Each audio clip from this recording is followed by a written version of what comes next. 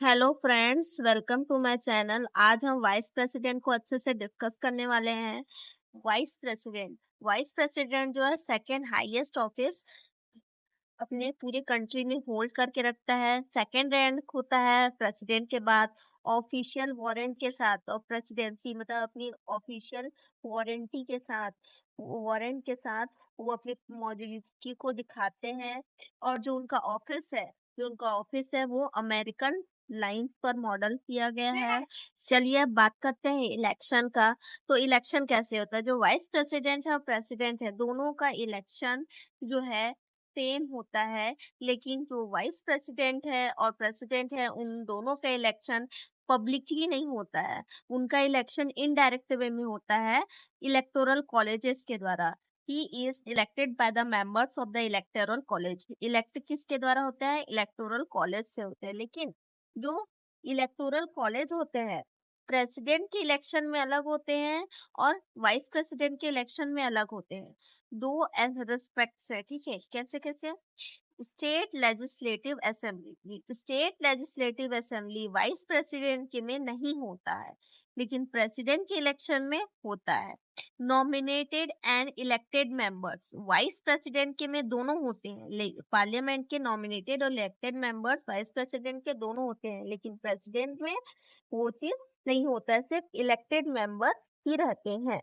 अब most important question है कि ऐसा क्यों है? प्रेसिडेंट और वाइस प्रेसिडेंट दोनों तो सेम है ना, दोनों के इलेक्शन इनडायरेक्ट वे में हो रहा है, तो उन लोग के इलेक्टोरल कॉलेज अलग अलग क्यों? किसी में क्यों नहीं है? तो इसका डॉक्टर बी.आर. अम्बेडकर ने बताया है कि प्रेसिडेंट जो है स्टेट और सेंटर दोनों एडमिनिस्ट्रेशन का हेड है, ठीक है? दोनों में उनका पावर एक्सटेंड है। लेकिन उसमें स्टेट लेजिस्लेटिव असेंबली और दोनों हाउसेस का होना इसलिए जरूरत है क्योंकि वो पूरे कंट्री का है। स्टेट में भी उसका पावर है, सेंटर में भी उसका पावर है। लेकिन कॉन्सिक्वेंटली वाइस प्रेसिडेंट में ऐसा नहीं है। वाइस प्रेसिडेंट जो है नॉमिनल, वाइस प्रेसिडेंट का ऐसा नहीं है। वाइस प्रेसिडेंट का है नॉर्मल फंक्शन है, council of state. Vice president का सिर्फ पावर स्टेट में है, काउंसिल ऑफ स्टेट में है, ठीक है? लेकिन प्रेसिडेंट का पावर पूरी इंडिया में है। और ओनली जो रेयर केसेस होते हैं जिसमें वाइस प्रेसिडेंट जो है प्रेसिडेंट की सीट को ऑक्यूपाई करता है सर्टेन टाइम, कुछ समय के लिए, फिर उसके बाद फ्रेश इलेक्शन होके वो हट जाता है। जैसे अगर प्रेसिडेंट की डेथ हो गई है, उसका रेजिग्नेशन दिया है, तभी। इसलिए स्टेट लेजिस्लेटिव असेंबली का वाइस प्रेसिडेंट के इलेक्शन में होना जरूरी नहीं है। वाइस प्रेसिडेंट के इलेक्शन में स्टेट लेजिस्लेटिव असेंबली का होना जरूरी नहीं है। इसलिए स्टेट लेजिस्लेटिव असेंबली को वाइस प्रेसिडेंट के इलेक्शन में नहीं रखा जाता है। तो आई होप आपको सब समझ आया हो। वाइस प्रेसिडेंट के बारे में इंट्रोडक्शन पार्ट पूरा समझ आया हो। अगर कोई भी डाउट हो तो आप कमेंट सेक्शन में मुझे से पूछ सकते हैं, मैं आपको जरूर रिप्लाई करूंगी। थैंक यू, और please like, share and subscribe. Qualification oath and condition of vice president की वाइस प्रेसिडेंट इलेक्ट होने के बाद उनकी एलिजिबिलिटी क्या रहती है, कि क्या क्या चीजों पैरामीटर को पास करने के बाद वो वाइस प्रेसिडेंट में नॉमिनेट इलेक्ट हो सकते हैं। तो ही should be the citizen of India, India का सिटीजन होना इम्पोर्टेंट है। He should have completed 35 years of age, 35 years of age complete होना मोस्ट इम्पोर्टेंट है। He should not hold any office of profit under the union government or any state government or any local authority or any other public। तो किसी भी तरीके का office of profit रहना, मतलब जहाँ से इनकम का साधन हो, वो होना जरूरी, वो बिल्कुल नहीं होना चाहिए। ना तो यूनियन गवर्नमेंट के द्वारा, ना तो स्टेट गवर्नमेंट के द्वारा, और लोकल अथॉरिटीज और पब्लिक अथॉरिटीज से नहीं होने चाहिए। और क्वालिफिकेशन, क्वालिफाइड रहना चाहिए, राज्यसभा का मेंबर होना चाहिए। ये जो है यही जो है इम्पोर्टेंट है, एलिजिबिलिटी है वाइस प्रेसिडेंट बनने के लिए। Thank you. अगर आपको मैंने कुछ भी चीज डाउट हुआ तो प्लीज आप कमेंट सेक्शन में मुझसे पूछ सकते हैं। एंड थैंक यू, और please like, share and subscribe.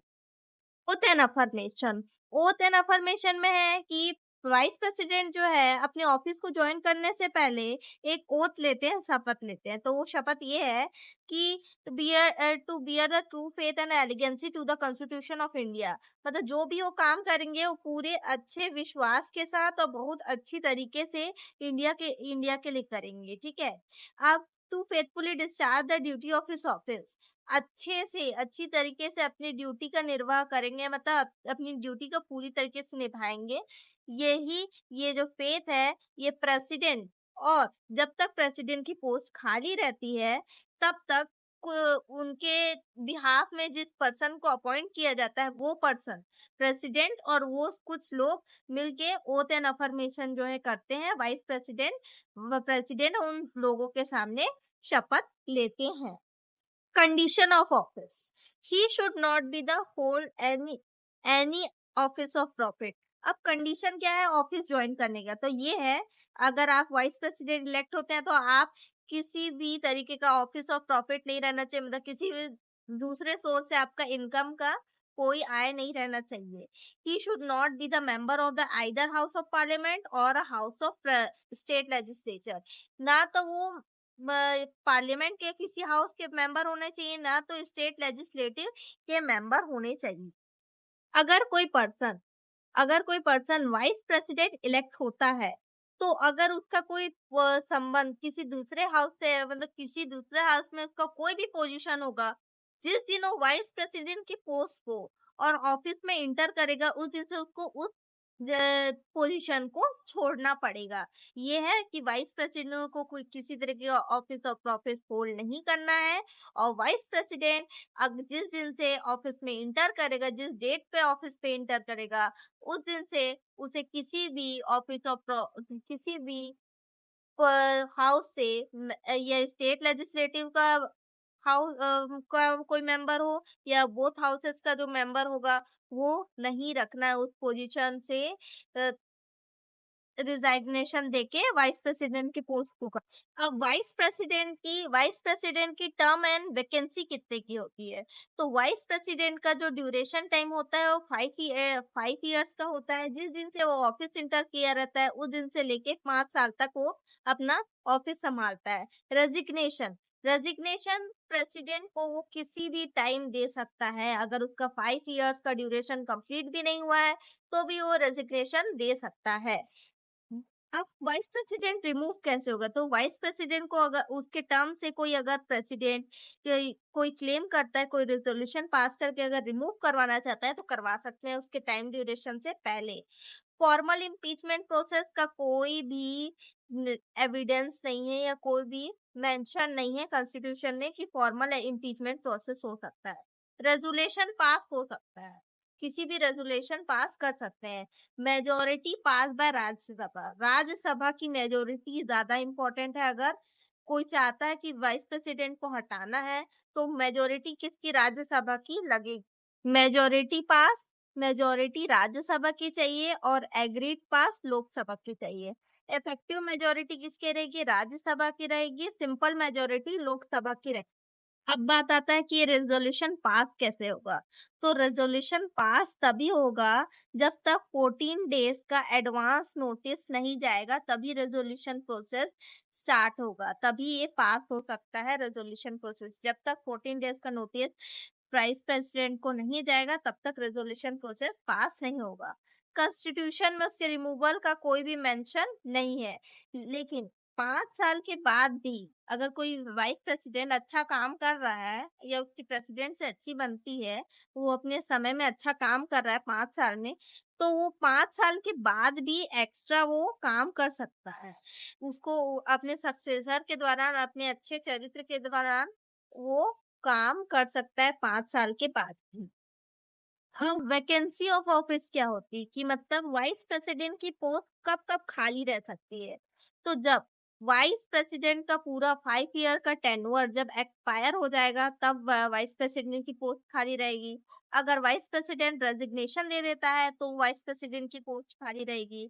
अगर उसको कोई रिमूवल रेजोल्यूशन पास करवा के मेजोरिटी राज्यसभा से मिल जाती है, लोकसभा एग्री कर देती है और रिमूवल हो जाता है और रेजोल्यूशन पास हो जाता है तो रिमूवल हो सकता है। दैट अगर वो खत्म हो जाता है किसी भी इलनेस या किसी भी दौरान खत्म हो जाते हैं एक्सीडेंट दौरान, तो रेजोल्यूशन पास हो सकता है। नहीं, तब वो जो पोस्ट है खाली रह सकती है। अदरवाइज पांचवा ऑप्शन ये है कि अगर किसी भी जो डिस्क्वालिफिकेशन में अगर आ जाते हैं, अगर उनका इलेक्शन डिस्क्वालिफिकेशन माना जाता है कि किसी भी गलत तरीके से उन्होंने यहाँ इलेक्शन में इलेक्ट हुए हैं, ऐसा माना जाता है, तो उनका जो पोजीशन है वो जो उनका पोजीशन है वो खाली रहेगा। अब बात आती है कि वाइस प्रेसिडेंट के पास पावर और फंक्शन क्या-क्या है। तो वाइस प्रेसिडेंट जो है एक्स ऑफिशियो चेयरमैन, राज्यसभा का एक्स ऑफिशियो चेयरमैन की तरह काम करता है। उसकी जो कैपेसिटी होती है, उसकी जो पावर और फंक्शन होती है वो सिमिलर होती है लोकसभा के स्पीकर भी। लोकसभा के जो स्पीकर होता है उसके उसके जैसे उसकी सिमिलर पोजीशन और पावर रहती है, जैसे पावर और फंक्शन दोनों लोकसभा की स्पीकर की जैसा ही रहता है और एक्स ऑफिशियो चेयरमैन की तरह राज्यसभा का काम करता है। डायरेक्ट उसके लिए कोई इलेक्शन वहां उसको नहीं करना पड़ता है। अगर वाइस प्रेसिडेंट बन गए तो एक्स ऑफिशियो चेयरमैन ऑटोमेटिकली वो बन जाते हैं। He act as a president when a vacancy occurs in the office of the president due to his resignation, impeachment, death, or otherwise. He act as a president only for a maximum period. अब act as a president भी कर सकते हैं अगर किसी भी कारण के दौरान प्रेसिडेंट की या जो सीट है वो अगर पोजीशन है वो खाली रह जाता है, जैसे रेजिग्नेशन दे देते हैं या इम्पीच किया जाता है, डेथ या कोई भी अदर प्रोसेस के डिस्क्वालिफाइड हो जाते हैं, तो प्रेसिडेंट जो है जो प्रेसिडेंट का पोस्ट में वाइस प्रेसिडेंट प्रेसिडेंट की तरह एक्ट करेगा। For he act president only for maximum 6 month के पीरियड तक के बाद जो है प्रेसिडेंट की पोस्ट पे वो वाइस प्रेसिडेंट प्रेसिडेंट का काम करेगा। 6 मंथ्स के बाद न्यू फ्रेश इलेक्शन से नया प्रेसिडेंट हमको मिल जाएगा।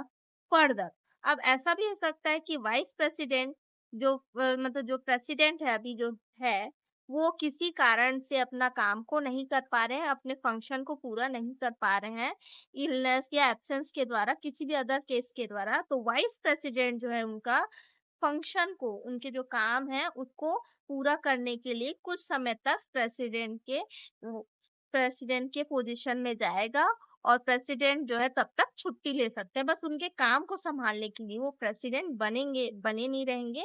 बस उनके काम को संभालने के लिए कुछ टाइम तक वाइस प्रेसिडेंट जो है प्रेसिडेंट की पोस्ट को संभालेंगे।